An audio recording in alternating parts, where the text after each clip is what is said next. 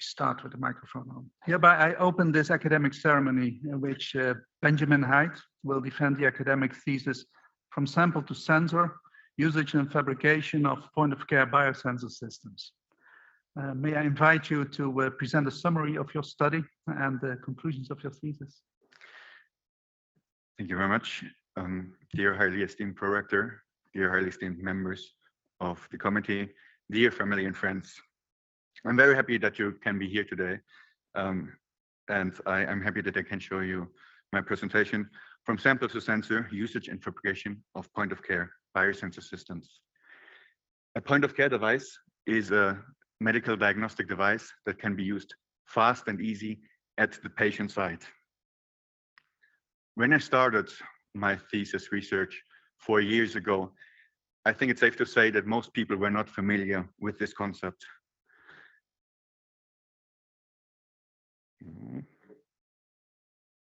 I think I have oh, here we go.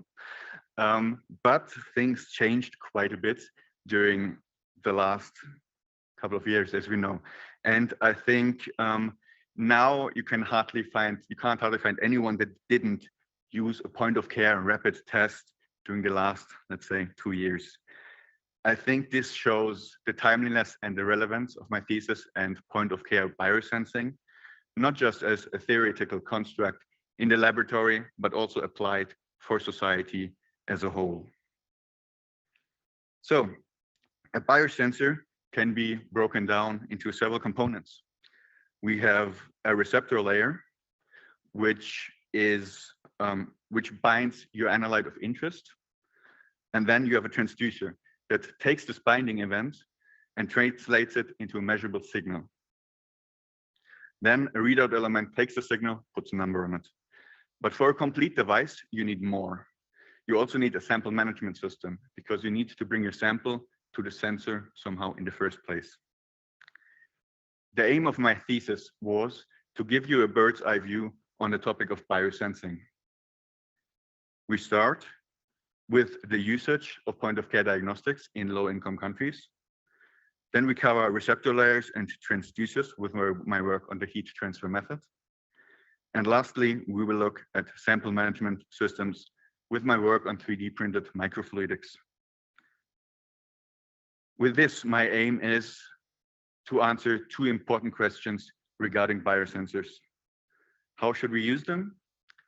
And how should we build them? So let's start with how should we use them? Because this is a question that will change many design considerations we need to take into account in the lab. The start of this research started with one question: why? Why are there so many great innovations in the laboratory, but they so seldomly make it into the market? And to get to the bottom of this, I analyzed the complete value chain of point-of-care diagnostics, from the basic research up to the market forces until the end usage with the healthcare provider. And the outcome of this research is quite complex, so I can't go into detail into much of it. I just want to show some highlights and hope we can discuss more about it later. Examples here are, in the basic research, often the design philosophies in high-income countries mismatched with the realities in low-income countries. For example, we here are used to reliable infrastructure. For example, a reliable cooling chain. That is not necessarily the case in low-income countries. And why this is important, I will also demonstrate you in a minute. When we look at the market introduction, we will see that there is not a lot of funding and incentives for scale-up and production of medical diagnostic devices.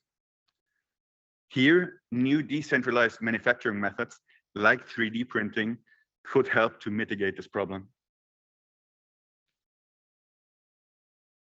If we look at the market penetration, we also see that there is a problem with distribution infrastructure. For example, up to 60% of healthcare providers report stockouts of point-of-care diagnostic devices. This is also something that might be mitigated, but by decentralized manufacturing methods like 3D printing, as we saw in the beginning of the pandemic, when we used 3D printing to create respirator valves. So after this short view on the usage, let's look how we should actually build them. One way to do this is the heat transfer method as a transducer and surface imprinted polymers as recognition layers. So how does the heat transfer method work? Basically, we measure the transfer of heat through a surface. So we have a chip, aluminum chip with a surface imprinted polymer layer. We heat the underside and we measure the temperature above in the flow cell in the solution. Now, if we have some pathogen or analyte binding to the surface layer, then this will change the heat transfer, the thermal resistance of the surface, and therefore we can measure a change in temperature in the solution. So why did we do that? We wanted to detect bacteria in urine. For this, we used samples from participants and we spiked them with different concentrations of E. coli and tested them on our sensor. So, and what did we find out? We can see here the temperature in our flow cell over time, and we added consecutively higher concentrations of E. coli. And you can see that with each addition, there is a decrease in temperature. You can also see this is the temperature effect in percent dependent on the bacteria concentration. And you can see here, the more bacteria we have on the sensor, the higher is our effect. These were samples of a female participant. Those are samples of male participant. And you can see the sensor behaves comparatively. In fact, these are all the samples, and you can see that in general, the sensor behaves the same way, independent of gender, age, and osmolarity of the sample. We found a LID of 2 to 3 times 10 to the power of 4 CFU per milliliters. But there's also another thing we found out. This is the importance of proper sample storage. If you store a sample for 24 hours without any cooling outside of the cold chain, then you see a degradation of sample quality, and this makes it very hard to analyze. And this is important because what I said before, in low-income countries, a cooling chain cannot necessarily be guaranteed. This also shows the importance of point-of-care diagnostics, because point-of-care diagnostics are meant to be used at the patient side directly after taking the sample, so you don't need to store it. So after we looked at transducers and recognition layers, let's look at the sample management. A good way to create microfluidic channels for sample management is 3D printing, because especially for low-income countries, because the barrier of entry is very, very low, because it's a very cheap method. But how can we print 3D printed microchannels the best? What can we adjust? We can take different resins. We can look at different orientations. You see that in the lower left picture, orientation meaning the angle of the microchannel towards the build plate. We can try different channel sizes, and we can use different approaches.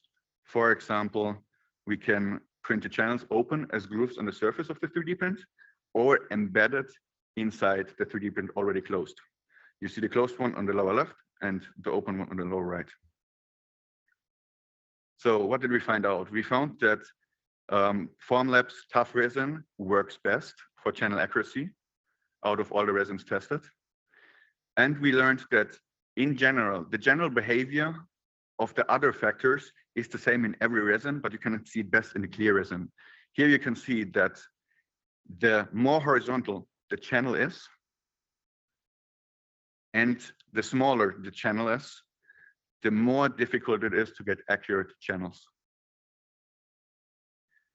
With open channels, on the other hand, you can see that it's much, much easier to create open channels. We can create them more reliably, and we can create them in smaller channel sizes compared to the embedded channels without any blocking. So what did we learn from this? Open channels are easier to print than closed channels. However, open channels need to be sealed. That is not a problem if you just have a flat surface, because in theory you can just tape it shut. But for complex 3D geometries, that's a problem because it's difficult to seal the surface. And 3D printing, that's the main aspect of 3D printing, that we have complex geometries. So we kind of need a new method where we can print our 3D geometries with open channels and seal it easily at the same time. So we can retain all the benefits of the 3D printing. And our answer to that is topographical vacuum sealing, also called TOVAS. With TOVAS, we use our 3D printed substrate with open microchannels, and we use a thermoplastic that we heat above the glass transition temperature, way above, so it gets very soft. Then we stretch the thermoplastic over our substrate and we activate vacuum. Now the pressure difference will press the heated thermoplastic against our 3D print and align it with the macrostructure of the 3D print, and therefore sealing the channels.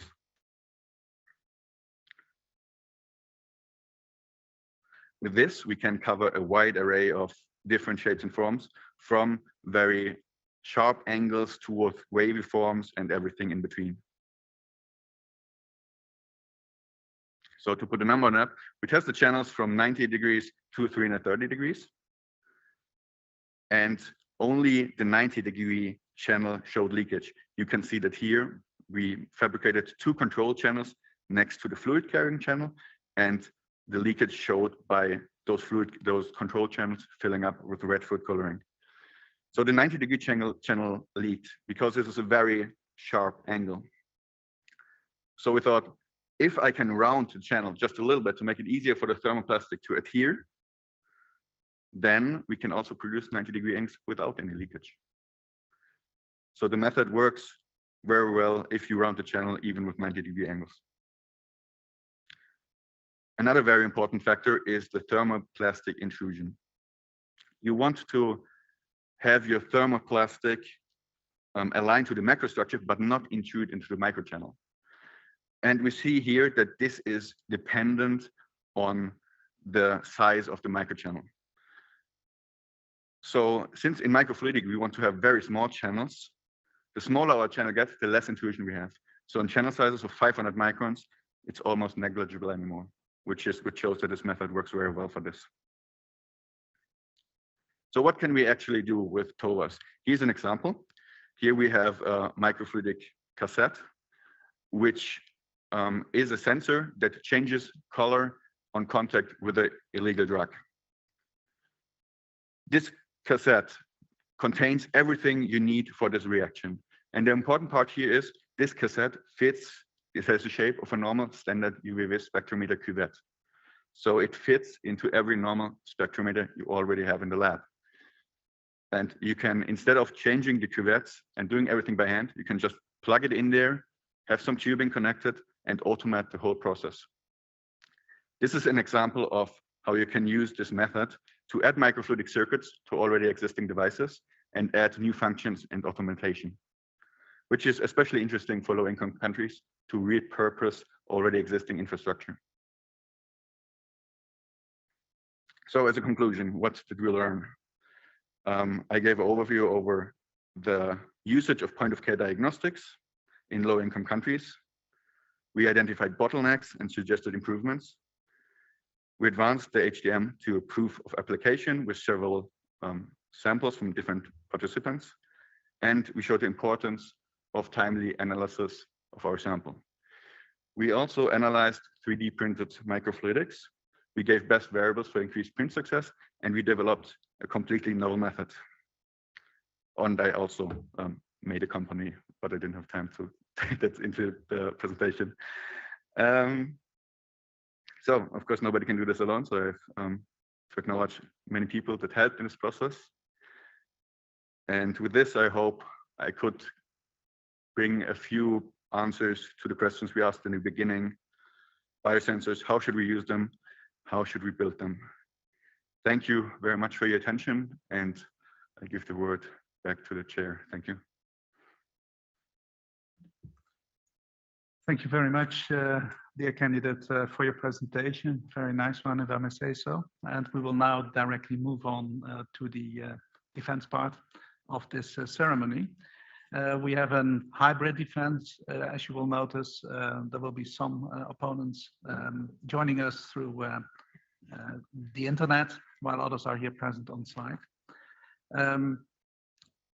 The opposition will now be opened by Professor Van den Berg. He was chair of the assessment committee, and he also chair at this university, the Faculty of Science and Engineering, on plant and genetics. He's also the secretary to the committee. Thank you very much. Dear candidate, thank you for a very readable dissertation. I really learned a lot. It's not my primary field of expertise. Nevertheless, I have a couple of questions for you. The first one is related to your very first proposition. So the proposition related to the subject. So maybe your paranym can read the proposition.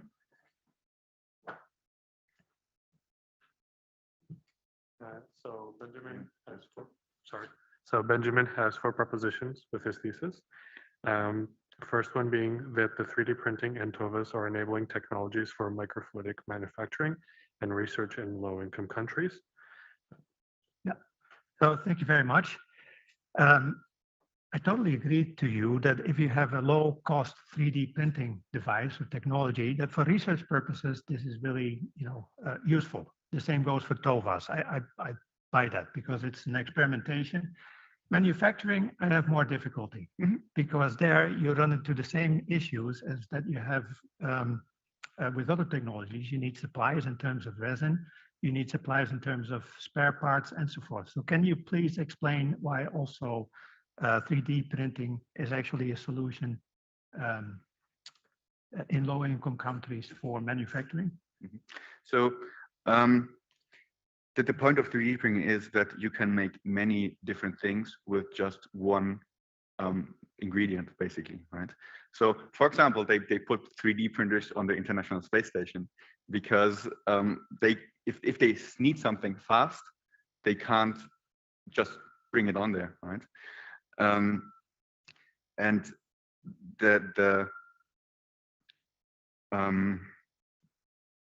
this is, of course, the low-income countries have a better infrastructure in transportation-wise than the International Space Station. But if you, for example, need a small sample, need a small production scale in in a country with bad transportation infrastructure, then this can be a problem, right? So 3D printing decentralizes the whole process. Okay, so it really helps to have a spare part or to make low quantities.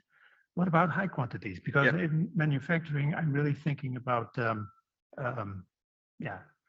high throughput.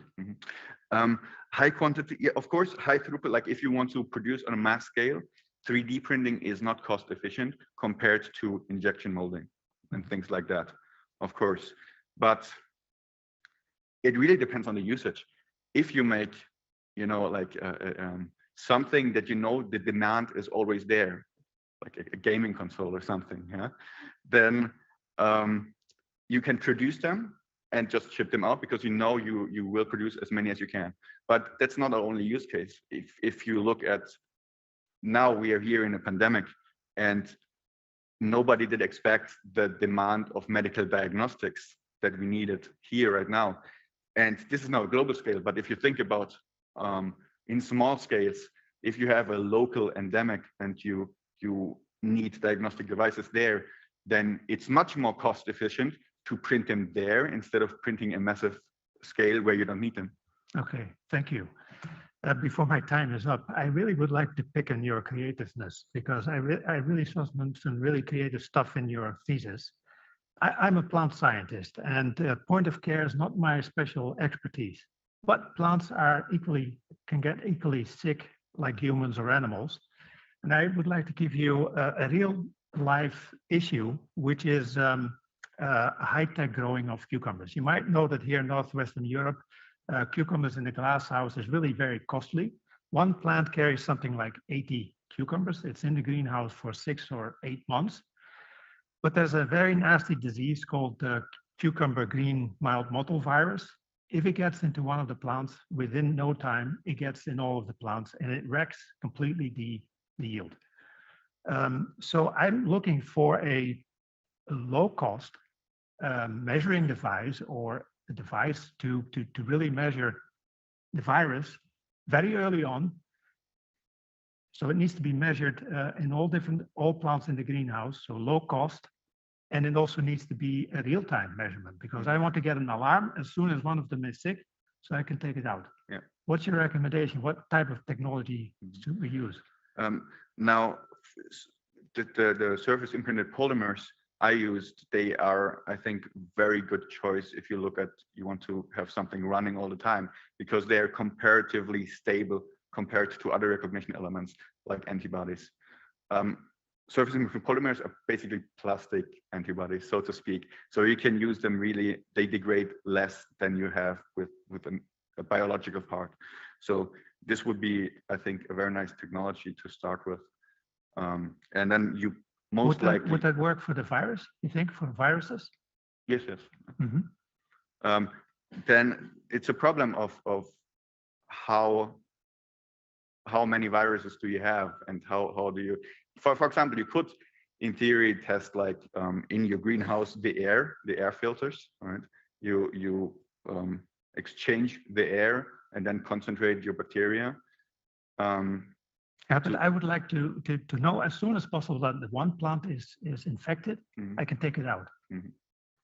So, yeah, then you can compartmentalize, of course, the system, but yeah, do you want to measure like all the plants like every time, or how do you? Yeah, I would like to measure every single plant. That's challenging in real time. Yeah, that's. Because I mean, either you measure all of them and then you have like a warning, and then you can do the measurement. So if you have like several greenhouses, every single one in the greenhouse I want to measure. Yeah. So yeah, I mean, that's quite challenging if you don't want to do a measurement yourself, right? Well, you need to separate the plants then from each other somehow, or you need to have someone that actually does the measurement per plant. But can I integrate it into the plant itself? I mean, stick it in, or because you have your microfluidics, I would think. Oh, I see your question. That's theoretically possible. That's an interesting question, actually. Yeah, that could be interesting to make. We always talk about, when we talk about variable devices, right? Like you watched it now, checks your heartbeat and things like that, and like patches that check your blood glucose. But why not do it for plants? Yeah, in theory, that should be possible, I think, to basically make a wearable device for a plant and then use that for detection. I don't see why not. But I'm not sure how the state of research under this at the moment, but it's a very interesting concept. Well, it's an open field. You could start a new business in this. Sorry, say. You could start even a new business in this area. So but you still, then also when you integrate it into the plant, you would also still go for SIPs or for MIPS.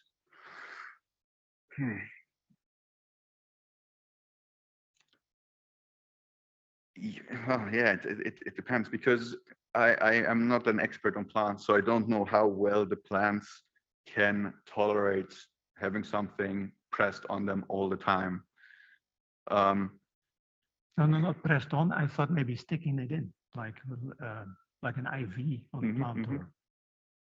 Yeah, I think surface imprinted polymers would still be a solution for that. Yeah. Okay, thank you. I mean, otherwise, this is frowned upon, of course, in Europe, but otherwise you could make very interesting sensors with genetic engineering, but the political situation in Europe is, I think, not ready for that. I would prefer that, but yeah. So thank you. I have many more questions, but I think I refrain from now. Thank you. Thank you. Thank you, Professor van den Berg. We will now continue the opposition with Professor Lacerda Bueno. She holds a chair in parasitology, and she's joining us online.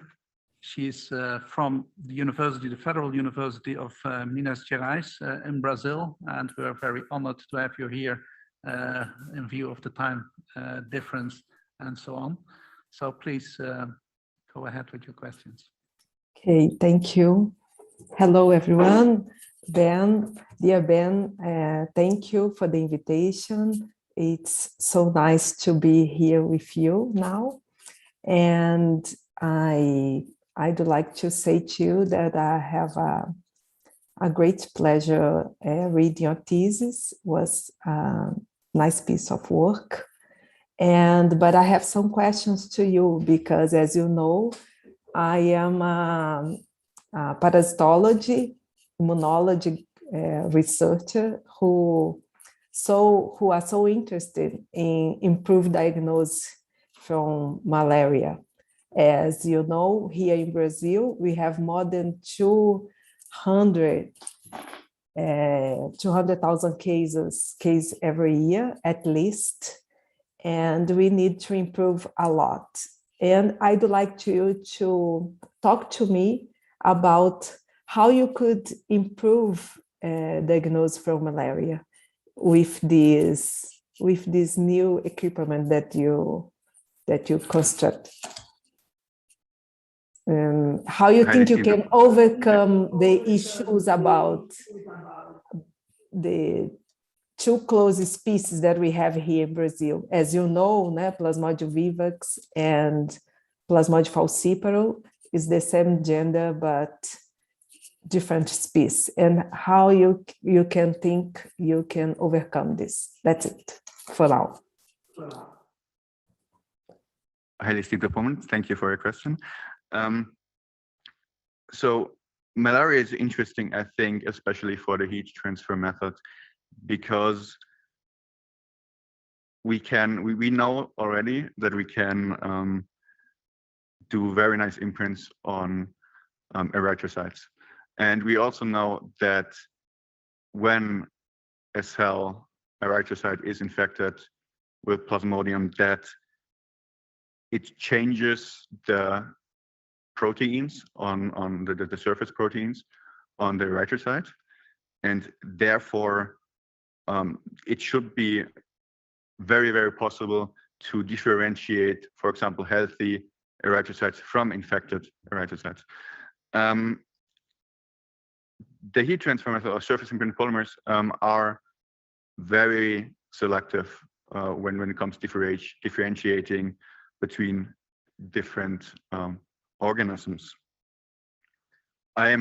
So either you could go two ways. You could use this for testing by testing just the blood with any, in theory, pre-treatment, and see if you have erythrocytes that are infected by first imprinting the red blood cells.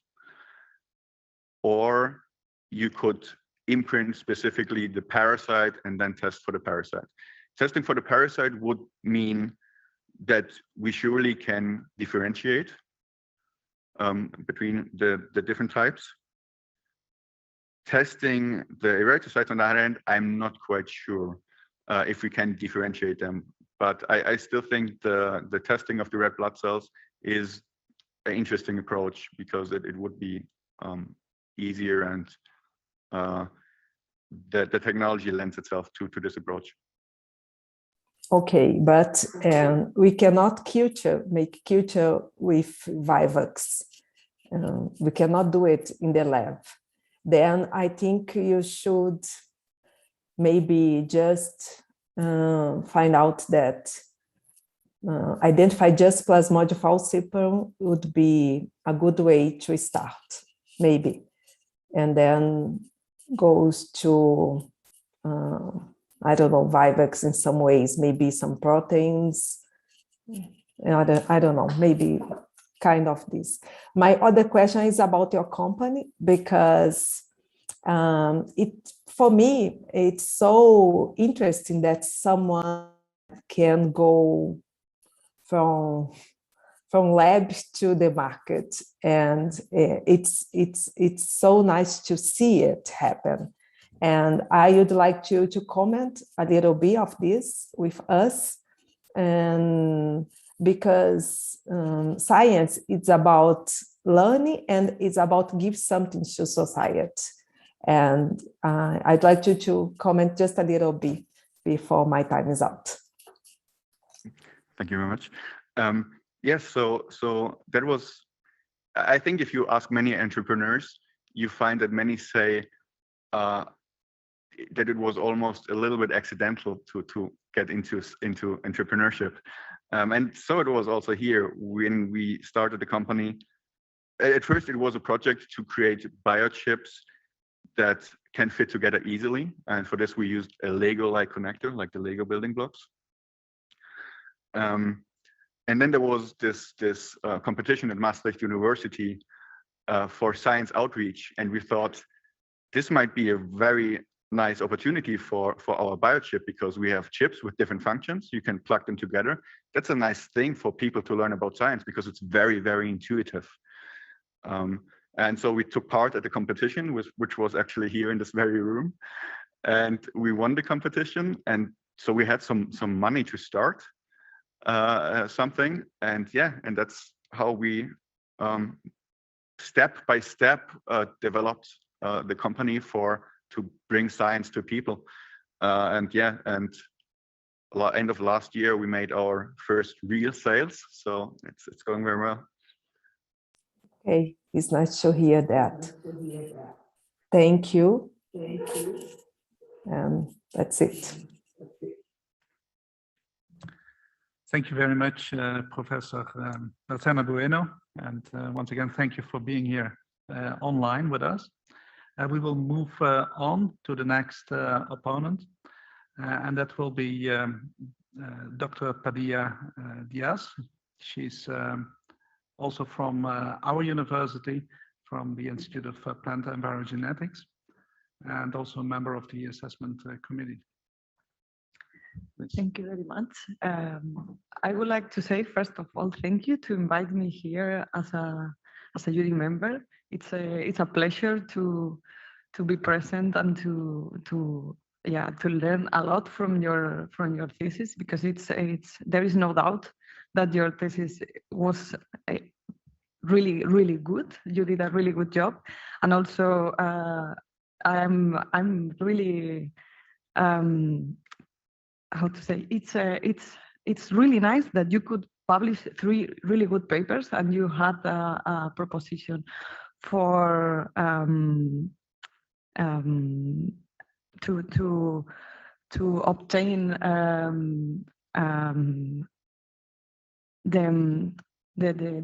sorry to apply to get your work done. So I have 2 questions to you, and one of those it's related with the 4th proposition that you did. If you can read it. Yeah. Modular microfluidic building blocks are an effective tool for science communication. I would like to know what you understand for science communication, because it's a really broad term. And although you publish 3 papers, which can be considered as science communication, how do you are going to apply your modular microfluidic to do that for science communication? How can you explain that, please?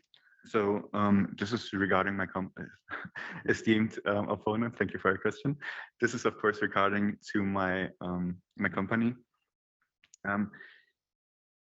Building blocks are quite intuitive. They are with Fluigo, which is the building block science communication company we have.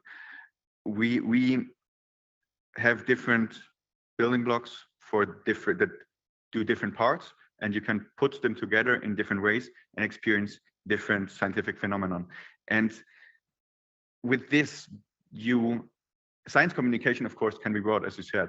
You can publish a paper and do some tweets, but with this, you put the science in the hands of the people, and you give them the essence of the science, which is trying out things. And you do this not with calculations or with complex things, but in a very, very intuitive way. And I think that's why this is so powerful, because they can just sit there, plug the things together, see what happens, then change the modules, change the parts, the blocks, maybe something changes. And then this sparks the curiosity, but also kind of the scientific thinking of, okay, let's see what happens when I do this. Okay, this happens. Now let's build on this. And I think that's why this concept is very, very, very good for science communication to bring to not only let people read about science, but to do a little bit of science themselves, maybe. Yeah, thank you. Apart from your company, how do you think that could be possible to spread your device in terms of science communication? I mean, for example, to social media, or what is the next step to spread your knowledge in that way? Mhm. So at the moment, science funding is science communication, especially in Germany. There's a very high focus of that. For example, if you go for research grants there, you have to have a very good plan how to communicate your science, and to do conferences, but also to communicate your science to normal people via social media, and also those things.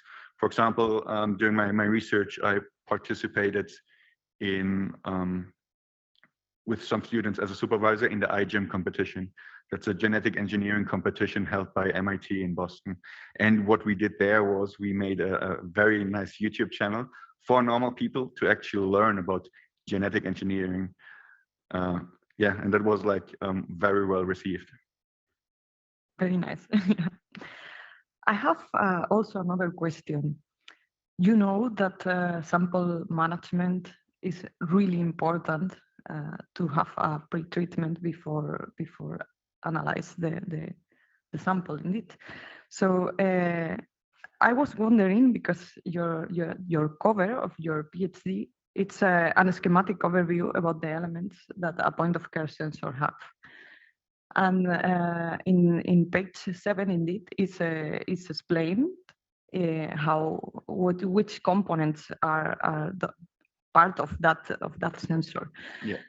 So, and also in page 33, you explain how the pre-sample management could be done, but I could read more from a perspective, or I understood more that from a perspective of physics.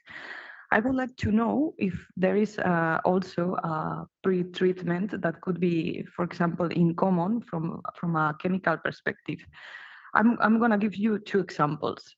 One is the antigen COVID test that when we are going to test if we have the disease or not, we put the sample in a tampon solution, and then we put some drops on the device, on the strip. Also, there is another example is the glucose sensor that you put directly a blood drop on top of the strip. And I would like to know if that strip, in the case of the glucose sensor, or in the case of antigen test, if you have found some similarities regarding the type of sensor that you are using, and the type of biological sample that you are putting, for example, viruses, if they have common pre-treatments, and how do you think that that pre-sample can be done in terms of chemical components? Mm-hmm. Could you clarify the question maybe a little bit in terms of the sample preparation? Yeah. For what specifically? It's a critical step that before analyzing. Yeah. And I would like to know if you have found, for example, in the literature review that you did in the introduction, some similarities in the sample pre-treatment in terms of chemical analysis. And also, if that pre-treatment it's common in some kind of those sensors that you mentioned. Mm-hmm. Okay. Okay, thank you very much.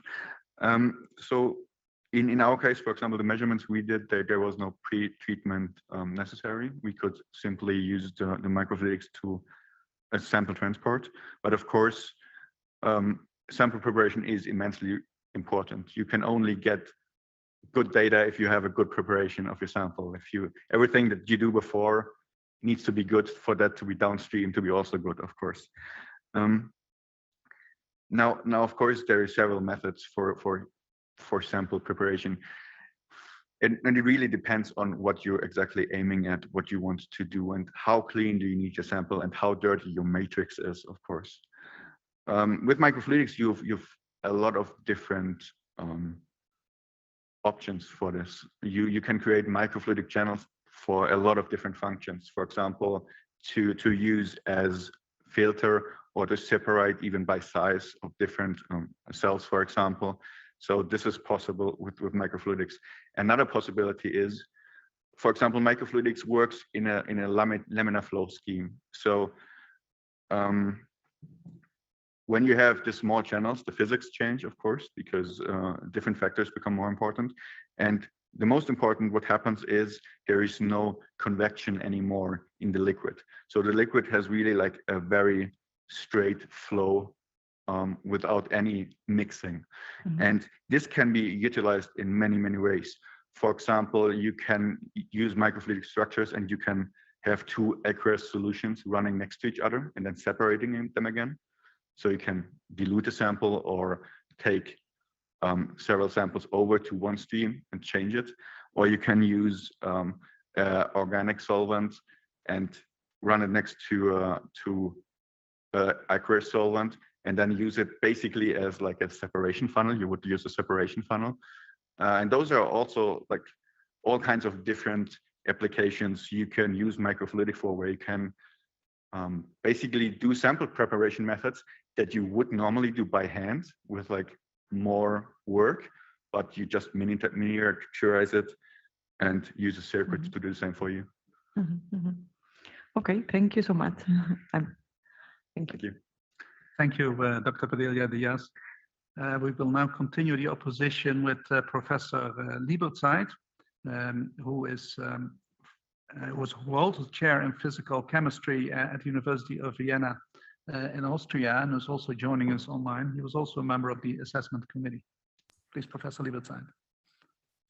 Prorector, thank you very much. The candidate, it's also, let me also join the round of persons who have very much enjoyed reading your thesis. We have been talking a lot about applications, a lot about upscaling and so on. And I have one or two questions that go maybe a bit more to the heart of your sensors and sensor designs, but also in the light of upscaling. So I'm talking about this combination of heat transfer method and surface imprinted polymers. Well, obviously, given my background. Now, you have shown yourself that you have rather inhomogeneous surface coverage of your imprints in that second paper of your thesis. So in the light of that, how do you assess or estimate reproducibility if you think now from an economic perspective? Because from the science perspective, it is, of course, viable to calibrate each sensor individually, but as an entrepreneur, you wouldn't probably want to do that. Hi, esteemed opponent. Thank you for your question. Yes, of course, this is at the moment still lab technology, right? So we prepare each chip ourselves, and we do it by using the bacteria suspension, and we spin coat that on a stamp, and then we press the stamp by hand into our pre-cured polymer. There obviously will be a lot of variance because of this, because everything is really like with hands now, right? But I think if you talk about scale up, there are also problems of you need to grow the bacteria over and over again, and you need to handle them, and it's not so nice. A possibility could be to translate them first. There are some publications about this, to translate the bacteria first into a stamp, and then you have this polymer stamp you use to imprint your recognition layer. So instead of using the bacteria to imprint, you use a stamp that is always the same, and that obviously will already improve the robustness and the make every sensor surface more comparable to the other. Okay, yeah, well, I agree. I agree about that. And the other question would be, I mean, the heat transfer method is very sensitive. I agree to that. But again, in terms of one of your proposals, or especially the first part of the thesis, is it feasible for low-income countries? Because at the end of the day, it's more than just an lateral flow device, because you need some external thermocouples and things like this. So I'm not a specialist in production, but basically you need more than just one device in a way. Yes, thank you for your question. Yeah, I think it's very viable for low-income countries. It's not viable necessarily to be at every doctor's office, but because you still need equipment. So it's not a lateral flow test that you just can buy at a pharmacy, but it is still viable in terms of having specialized testing centers where you can put the device and that test the surrounding people. And in this regard, I mean, as you saw in the second chapter of my thesis, this is already done with diagnostic devices for HIV, for example, in Africa. And usually those devices are optical. They need filters, they need light sources. And here we have an edge with the HTM because you only need the thermocouples. So it's quite cheaper than they are. And the other part of actually making them actually viable in low-income countries, I think is very strongly dependent in planning the rollout of the device, in planning where do you put the device so you can cover the most amount of people and make it cost effective. Maybe a bit more of a physical question there. So from the sensing perspective, how robust is that heat transfer signal? Because a lot of examples you showed were tropical countries. So I suppose that might be or is it an issue, let's say, sample cooling, not cooling, background temperature, etc., etc. Because as I have no experience at all with this method in particular, so that's really my curiosity here. Yeah, that's a very good question. Yeah, indeed. When I did my research in Brazil, it was quite difficult to get a stable signal because, and this comes back to the part of my first chapter, where I said we have in high-income countries, we know we have stable air conditioning and a stable surrounding temperature. But if you go into a country where this is not necessarily the place, and yeah, and suddenly you look at your measurement and you can see the air conditioning working in your measurements, then this is problematic, right? But there are ways around this. So what tremendously helped is just using one blank cell simply for the temperature, simply to adjust for the change in temperature in the outside. That helped tremendously. But in general, I think there still needs to be some work on specifically having the device itself, the flow set itself, temperature controlled. That will help definitely. But as a first step, already blanking the surrounding temperatures out was a quite viable solution. Okay, and then maybe a last question, because you're taking me along the sensor part of things here. So if you combine it with microfluidics for getting a viable signal, let's say also in the context of what Professor Bueno said in terms of, let's say, malaria or so. So what would you expect roughly which area of sensing size you would need? I know I go now very far away from your thesis, but the reason for asking is that basically if you get down to low concentrations of microorganisms, you need, of course, a certain probability that a pathogen actually hits the surface and reaches the surface, because you probably wouldn't want to run, well, it's not viable to run a liter of blood through the system for obvious reasons. Yes, that's quite complex question, of course, because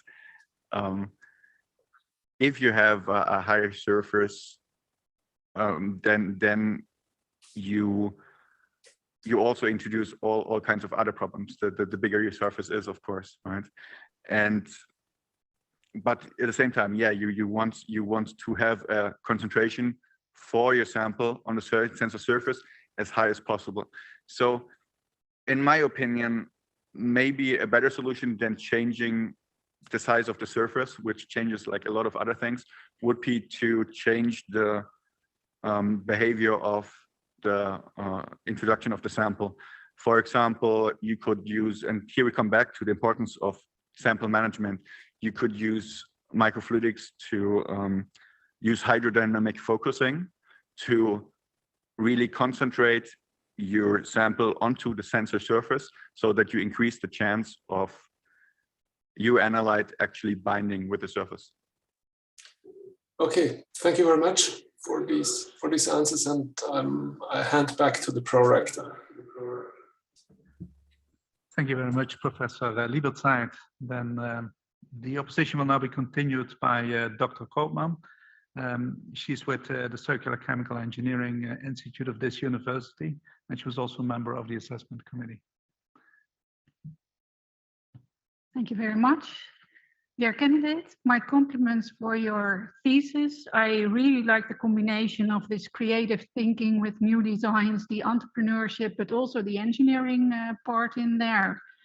I saw the thesis really come alive when you talked about this Fluigo development, the engineering part, and my compliments for that especially. Of course, I have a lot of questions, which is also always the case when you read a good piece of work. You get loads of questions that you cannot answer in 4 years' time. We really understand that as well. But I want to ask you some.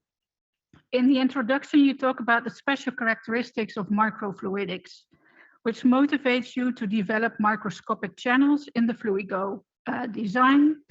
These characteristics are represented by Reynolds, Béclin, and Schmidt numbers.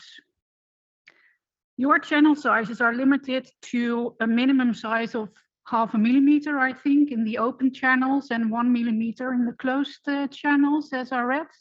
It's in the closed channels, in the embedded channels, it's 500 microns, and in the open channels, we quantified it with 250 microns.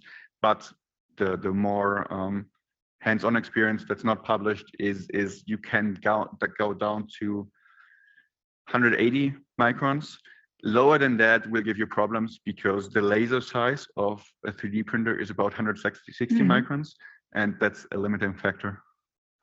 Yeah, you get some accuracy problems probably as well, because that's also what we saw in your pictures, which were a little bit difficult for me to see in this 3D positioning. You also showed with 3D printing, although you did not choose for the PLA ABS printing, but also with resin printing, you see some roughness. So these channels with this roughness and the accuracy leads me to ask you the question about the limitations. We also saw the open channels with a square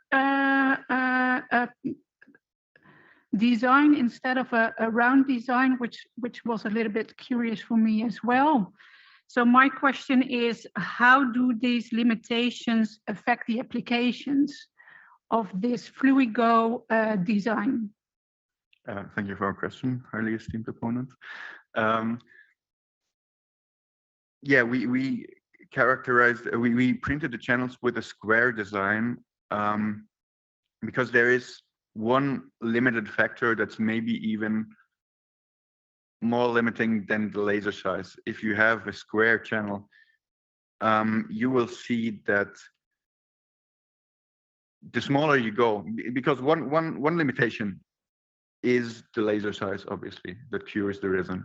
Another limitation, however, is the viscosity of the medium itself. So what you see is the smaller you go with the channels, even if they're square channels, they start to round up because there's always a little bit of resin that adheres to the surface tension to the corners. And so in fact, if you try to go really, really small, the square channel will gradually go rounder and rounder. I tried several different sizes, from like a trapezoid to oval shape to round shape. So we tested several different sizes for that to see if we can, what shape works the best, so that we will have actually the channel we need.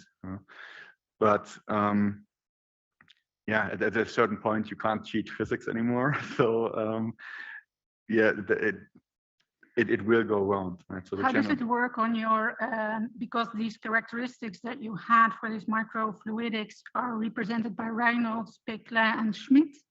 I didn't see any reflection on that in the last few chapters. Did you reach the numbers that you needed, and are there limitations in applications regarding to those? No, yeah, we are comfortable with it within those numbers. It also, of course, depends on other factors like flow speed, how fast you flush it. But yeah, we are in a laminar flow scheme like you should be in microfluidics.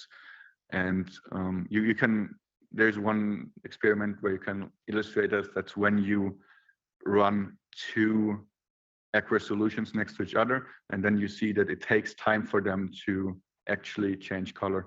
And that we can also see in the last chapter, I think, where I made a roundabout mixer, where you can see in the beginning they run next to each other without mixing, which shows that the laminar flow scheme is present. What is the velocity, typical velocity in these channels? Because I was wondering about that too. I didn't find that in your thesis. So for the testing, when we did the pressure testing or the leakage testing for the Tovas method, we went up to 10 milliliter per minute, which is crazy high for. What did you say? 10 milliliter per minute. Okay. Which is crazy high for a microfluidic application. Yes. But this was just done to show that we can really pump stuff through there really, really fast without having any leakage or anything. Then a final question from my side. I'm in the circular chemical engineering department of the Maastricht University, so it will not surprise you that I have a question relating to that. As we all know, we have a large challenge in our plastic soup and plastic waste.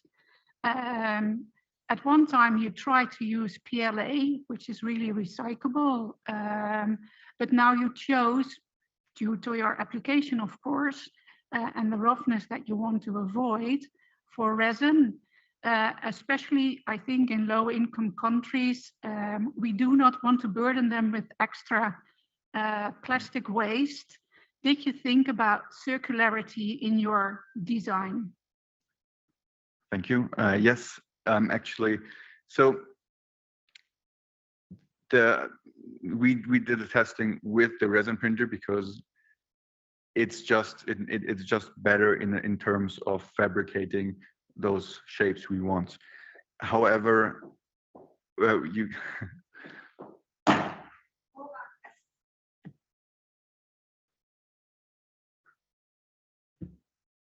Benjamin Heidt, the time appointed for defending your thesis has passed. The degree committee will now withdraw to discuss the quality of your thesis and your defense. And I request that you and your company await the results of our deliberations and our return in this room.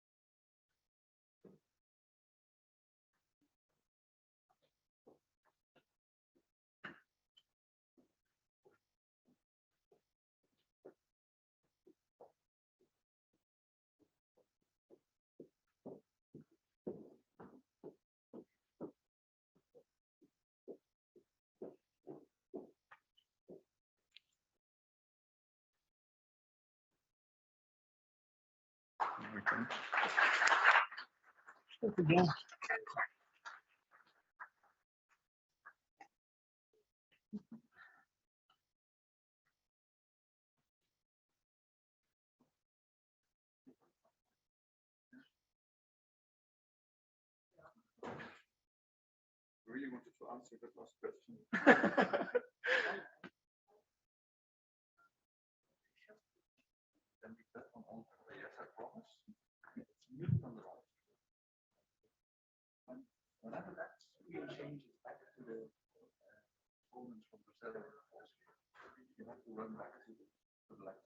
Okay. Yeah. Okay. Thank you. Thank you. I have to talk to the ball guy at the end because the cucumber thing is interesting. Yeah. I thought about you. I thought about like mentioning that actually. actually, what I thought about like, oh, should I mention that?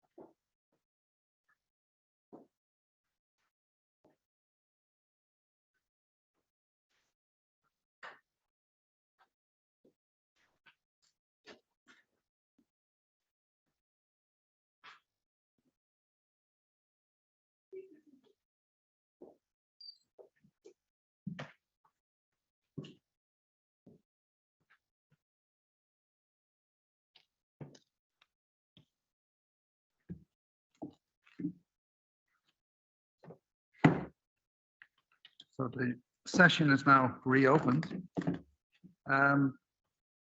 Benjamin Heidt, the degree committee here present has assessed the quality of your thesis and your defense, and you can guess from the time it took, we did that quite thoroughly.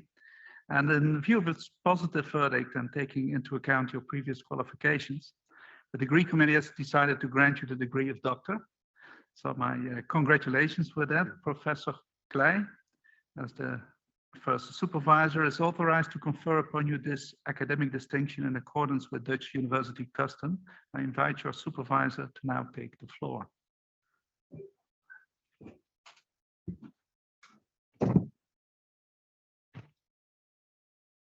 Do you promise to work in accordance with the principles of scientific integrity at all times, to be careful and honest, transparent, independent, and responsible?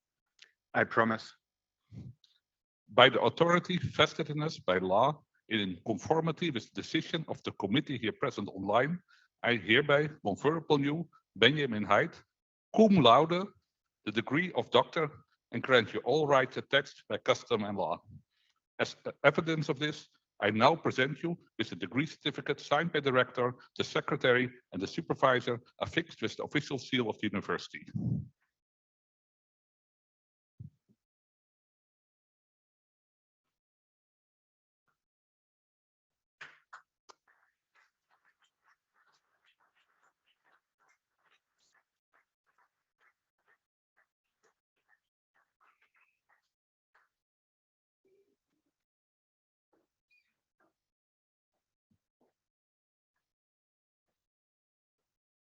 So before I pass the microphone on to next to me, very much congratulations. Very nice. It's also cum laude, really cool. And you know, as dean of the faculty, I hammer more of these sessions, and this is the first one I am present at. So very much congratulations. You started when I more or less became dean of the faculty. So yeah, most of the work was done by the team and not by me. But happily, I rubbed a little bit off on you. I got you to Brazil, where I like to go, and also thanks to the Brazil colleagues online. So I had some impact on the process, and I think you made very nice work. So congratulations, and Bart has prepared the real words. Thank you very much. Dear friends, family, and colleagues of Ben. We met Ben about 4.5 years ago. We were not an official department yet, and we were trying to create a small research lab within the Maastricht science program where we could continue a hobby, biosensor research. In 2017, we managed to obtain funding to get our very first 3 PhDs. Quite soon, we decided that a PhD should contain a chemist, an engineer, and a biotechnologist. After a recommendation of a long-time collaborator, Sven Ingebrand, we were hesitant. A guy our age, starting a PhD. But after a couple of interviews, Ben convinced us that he would be an excellent candidate. He explained to us that he studied economy to work in the family business, but always had a passion for science that he decided to pursue after a couple of years of working. He wanted to obtain a PhD to prove to himself and the world that he has what it takes to be a successful scientist. Irony has it that Ben understands the story about Dr. Jekyll and Mr. Hyde too well. A man whose demons are both his strongest asset and worst enemy. A PhD is always a combination of a scientific journey and a quest to conquer your own demons. It always brings out the best and worst in people. I think everyone can agree that Ben had to conquer a lot. I also think it's safe to say that he didn't make it easy on himself. But today we celebrate the end of that road that can be described in euphemistic fashion as bumpy at times. Today is the end of Dr. Jekyll and Mr. Hyde. Today is the day that they will merge into Dr. Hyde. His enthusiasm caused him to deviate towards side projects a lot. He went to Brazil to study scary parasites, decided to do a value chain study in point-of-care biosensing, addressed every aspect of biosensor development from sampling to device engineering and implementation, and even did an educational project where, together with Renato, he developed a kick-ass microfluidic Lego experience for children that led into the development of a company. His journey caused him a lot of stress, resulted in a lot of late nights in the lab, but it resulted in a great thesis. Today is a proud day for SE, as a second PhD student is now graduating, and for Ben, it marks the achievement of a new milestone and a brand new chapter in his life. Ben, we wish you all the best in the future. Good luck in Japan, good luck in Bangladesh, and good luck in life with everything that you do. You've proven to yourself and to everyone that you have what it takes to be a scientist. Hopefully, you manage to convince yourself too. Und für dich noch einmal mit ruhigerem Akzent. In die Ruhe liegt der Kraft und Wiedersehen macht Freude. Enjoy your day.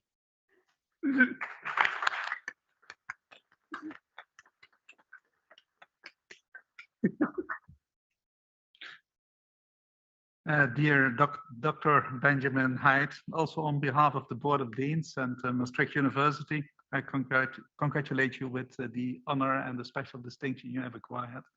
And maybe for the audience, it's good to be aware that in Maastricht, it's about 5% of the PhD candidates that can receive this cum laude distinction. So it's a very exceptional work, and Maastricht is really proud of such achievements. Congratulations. There are some presents for you on behalf of the university. Yeah, you can pick them up, so we can hand them over. But that is yeah, what I had to say at this point. So I'm going to close the ceremony. And now that the ceremony is closed, we will proceed, yeah, in view of the measures that